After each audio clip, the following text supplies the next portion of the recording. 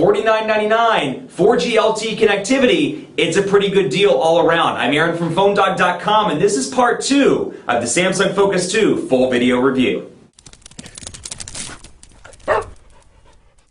Picking up in part 2 of this review video, we'll talk a little bit about some of the specific applications that I really enjoy, not just on Windows Phone, but on this particular device, or at least on Samsung branded devices. But before we get into that, some love to Best Buy Mobile for hooking us up with a bunch of phones like the Focus 2, the Galaxy Note, the iPhone 4S, and more for use in our One Paw Bandit game. When you go into Best Buy Mobile to get this device, or get any other device for that matter, you're going to walk out the door without dealing with any messy rebates. You don't have to wait 8 to 10 weeks for anything to come back in the mail. It's super awesome, it's instant, and it's at Best Buy Mobile. So let's take a look again at the Samsung Focus 2 here, and focus on some more of the applications. And forgive me here while I pull this away to make sure I haven't made any personal phone calls on the Focus 2, because I was using this testing the call quality last night. So all in all, call quality has been pretty decent on this device. The earpiece is nice and loud. I'm going to show you with OS 611, for example, just to show you what the menu looks like here. You've got a couple of different shortcuts: hold, mute, speaker, and then add call. And of course, you can easily access the dial pad if you're calling something like 611.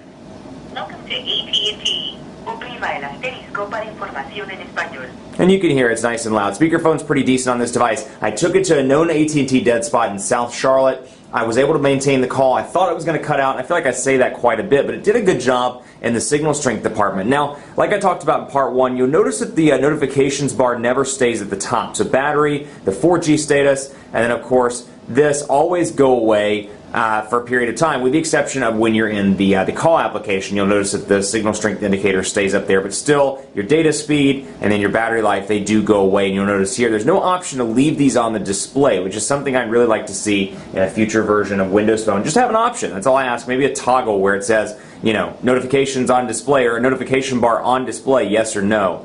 And that would make it relatively easy. Let's take a look really quickly at the camera. It has a 5-megapixel shooter with 720p HD video recording. You've got the typical Windows Phone look and feel here. Easy access to the gallery where I can just swipe back and forth. I have a camera shortcut button, which if you watch any of my reviews, you know how much I love a camera shortcut button. Probably one of my favorite features on any device. It's just very useful to have. So I'm going to pull over the HTC One S here so we can take a quick snapshot and you can see kind of what it looks like. I'm going to give you a spoiler here. Camera's not the best in the world. This is a 5-megapixel camera on a $50 device. It's not going to win any awards by any means. It's no match to HTC's One series or even other Samsung devices like the Galaxy Note, the Galaxy S2 series, but still very functional, pretty useful for the occasional snapshot. So I'm going to press and hold, half press to focus, full press as you can see to take the picture. And then I can easily access the picture. So again, for a $50 device, that's a pretty good deal. And granted, the Super AMOLED display is kind of hyping the picture up a little bit more than it actually would be on paper. But still, a really decent image. As you can see there, you can clearly make out the blue around the camera shutter. You can make out some of the dust around the camera shutter, because apparently I don't clean my review units, which I really should work on that. HTC logo here. So it's all in all pretty decent image quality, you know, and I think the bang for the buck here is really the win on the Focus 2. 50 bucks gets you LTE, gets you a decent camera, gets you a pretty decent battery as well. 1,750 milliamp hours is nothing to scoff at. It could be a little bit better, but given the fact that the display is small and it has features like a 5-megapixel camera instead of an 8-megapixel camera, little things, I think you'll be able to do just fine. I was able to make it through a day with moderate use. With heavy use, it did get pretty close to dying, and actually in one instance did die. So keep that in mind. With moderate use, you should be able to make it through a day, but keep a charger around just in case. It does charge relatively quickly. Easy access to the video camera, easy access to the front-facing camera, as you can see. Zoom there, and then you get your settings right here where I can switch back and forth, change the white balance, I can turn the flash on and off, I can go down through here and change the photo quality, and more. So all in all, you know, it's a nice handset there. And let's take a look at the browser as well. For whatever reason, I'm not on LTE. I don't know. Okay, so I am back on LTE now.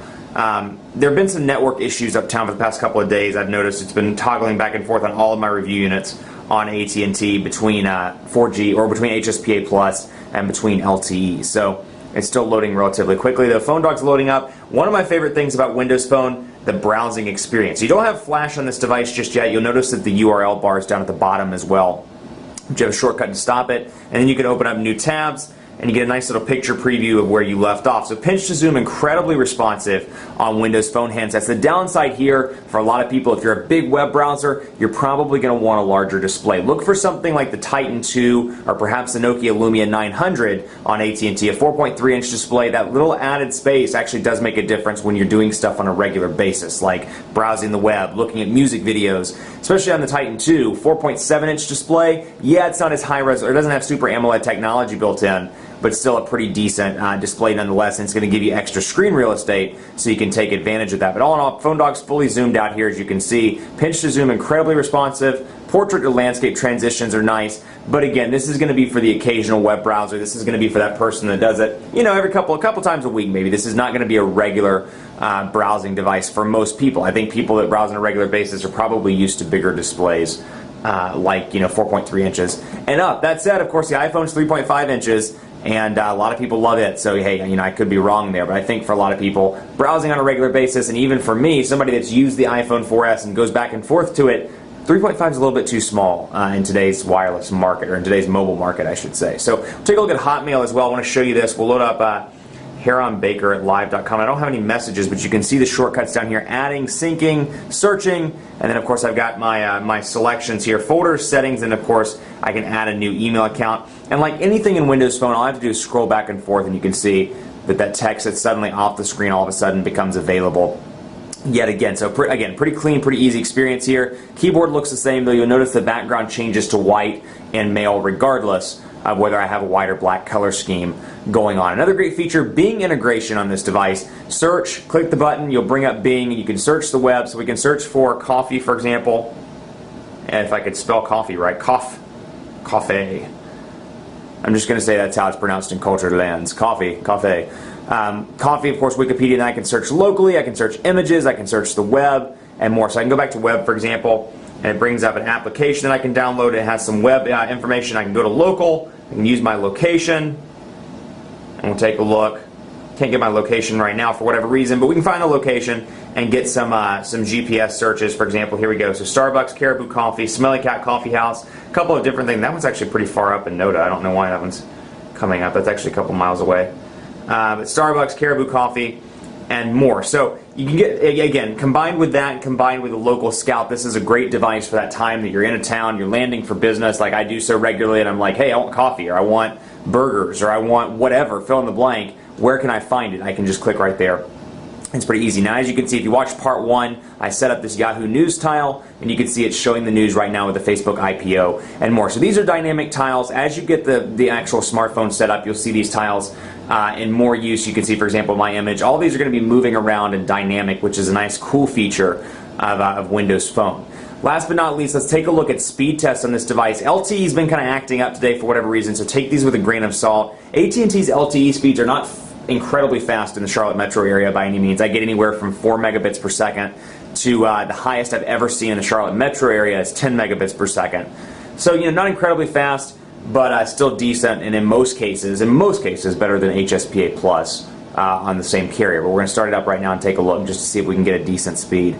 Looks like we're getting about, not what we need, about 300 kilobits per second. Still definitely slower than what I'm used to. Very, very slow there.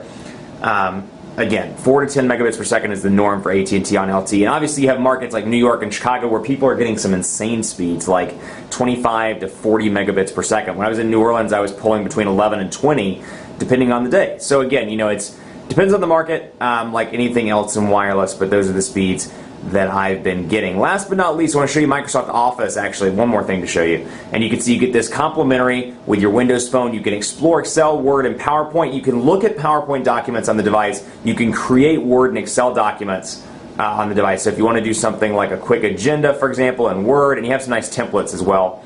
So I can load this up, load up the agenda, get my keyboard, easy access to that. So it's nice to get these templates on this device. You can tell that out of the box, it's really intended to be a productivity device. So we can load it up here. And let's say, you know, how about a timesheet, for example. We can load up Excel. And to me, it's pretty cool that you can load up these templates and do this from your actual device. So we can come into a description of activity, for example, and we can say playing pool. And then we can go ahead and add that in.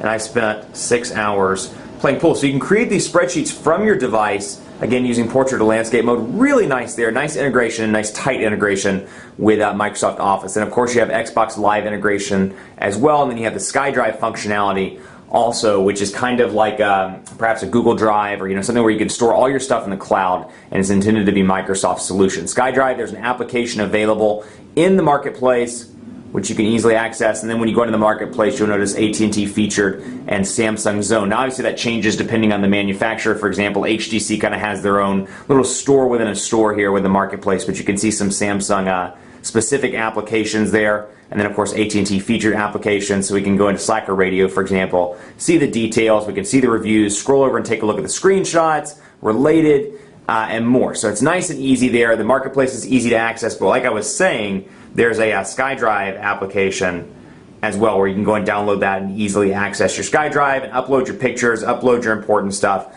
to SkyDrive, and it's a nice feature that comes with Windows Phone. So all in all, $50 you get LTE connectivity, you get decent specs for a Windows Phone, you get Super AMOLED display. I think this thing's a winner. You can't beat $50. 4G LTE is available to a bunch of different markets now, and not just 4G LTE, but they've created a really cool pricing scheme on AT&T with Windows Phone. So you can get a $50 Windows Phone, you can get a $100 Windows Phone with the Lumia 900, you can get a $200 Windows Phone with the Titan 2. So you got a bunch of different price tiers that should appeal to a lot of different people. And what I really like is that even at $50, this is a device I could carry. This is a device that has LTE capabilities. It has a pretty nice display, maybe a little bit on the small side for some, a pretty decent camera, a pretty decent battery, but it's $50 and you can't go wrong with $50. Definitely worth considering, perhaps as a backup device for a lot of people, perhaps as a great device for your mom, your dad, your grandma, that person that's still kind of new to smartphones.